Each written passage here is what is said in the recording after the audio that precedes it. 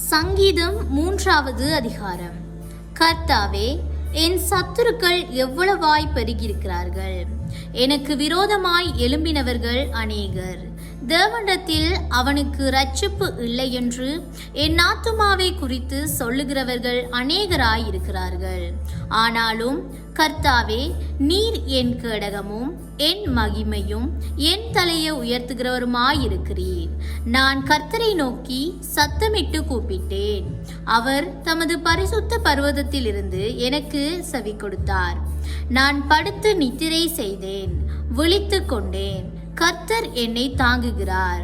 எனக்கு விரோதமாக சுற்றிலும் படையெடுத்து வருகின்ற 16,000 பேருக்கும் நான் பயப்படேன். கர்த்தாவே, எழுந்தருளும். என் தேவனே, என்னை இரட்சியும். நீர் என் பகைஞர் எல்லாருடைய தாடையிலும் அடித்து துன்மார்க்கருடைய பற்களை தகர்த்து போட்டீர். இரட்சிப்பு கர்த்தருடையது. தேவருடைய ஆசீர்வாதம் நம்முடைய ஜலத்தின் மேல் இருப்பதாக. ஆமேன்.